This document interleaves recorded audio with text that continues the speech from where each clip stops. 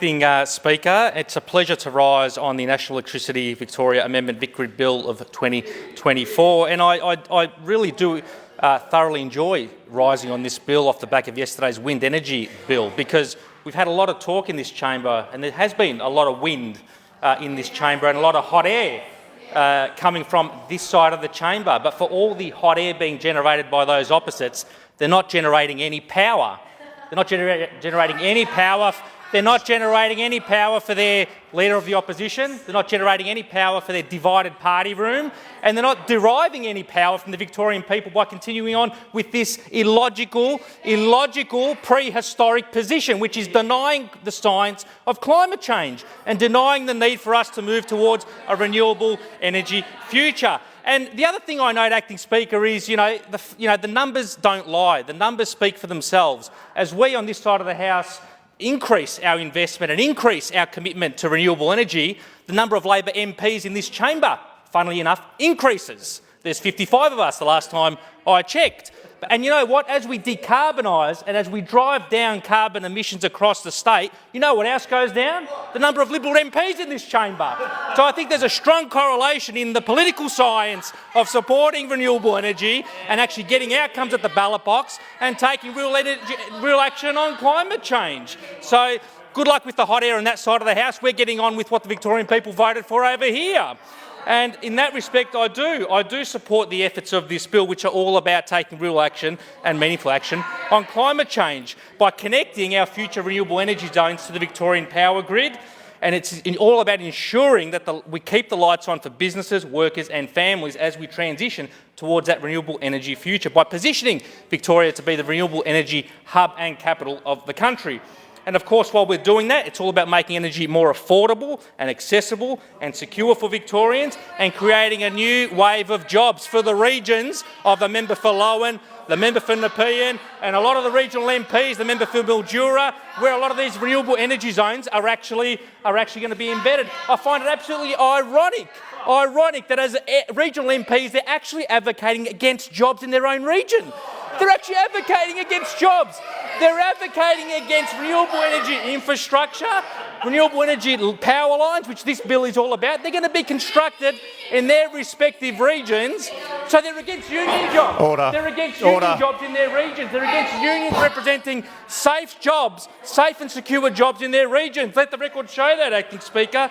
Quite amazing. And the bill, of course, does build off that climate energy action bill that we moved a couple of weeks ago to set those landmark targets. It's built off the offshore wind energy bill that we're talking about as of yesterday, and of course it complements our ongoing measures to take real action. And the main components of this bill are, of course, to establish the new electricity transmission planning objective and supporting framework for the planning of major electricity transmission infrastructure across Victoria.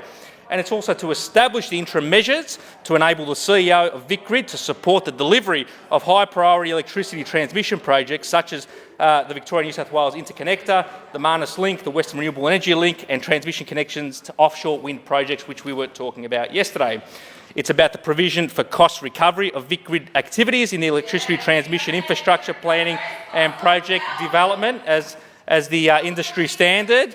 The member for Lowen has quite a lot to say actually today, which I'm actually shocked. She always has a lot to say. Order. But it's all about talking against climate change and talking against renewable energy and against jobs in her own region. Bizarre, just bizarre. Serenity now, like Frank Costanza says, serenity now. I've got to say that again. I note the member for Mildura is not in her seat. Continue to deny the reality the member for Mildura is not in her seat. Decarbonisation. We on this side of the House are listening to the scientists and taking the actions we need to, including through this bill. Just yesterday, Acting Speaker, the United Nations Weather Agency released new data emphasising the urgency around governments around the world having to take real action to combat climate change.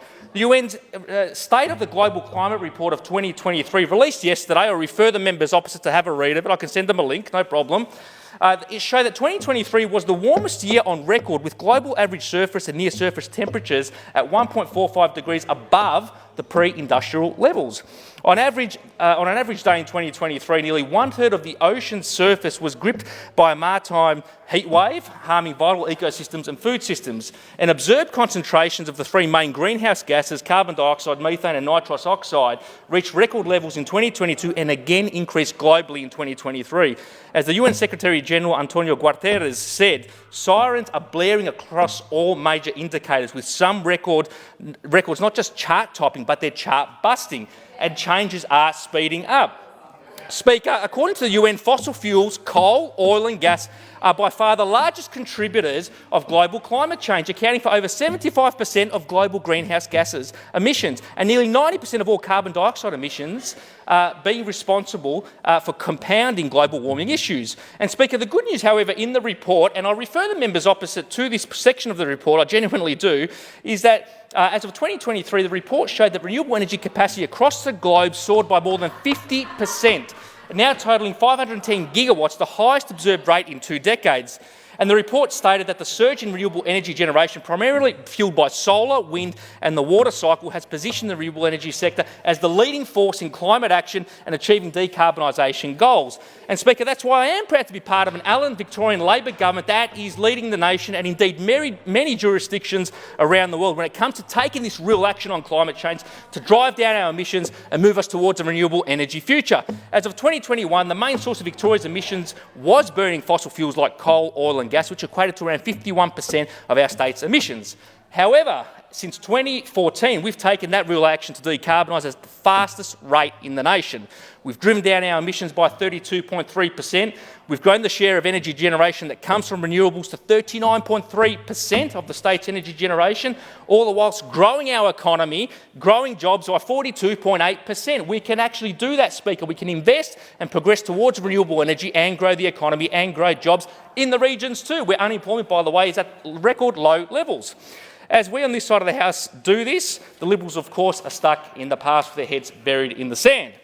And, of course, these measures are all consistent with our legislated emissions targets, which we recently passed, of 28 to 33% below 2005 levels by 2025, 45 to 50% below 2005 levels by 2030, 75 to 80% below 2005 by 2035, and of course we're working with this bill towards that net zero emissions target by 2045.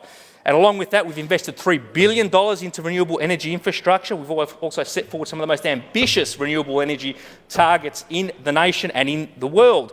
65% renewable electricity by 2030, 95% renewable electricity by 2035. And we've set those new energy storage targets of at least 2.6 gigawatts of storage capacity by 2030 and at least 6.3 gigawatts of capacity by 2035.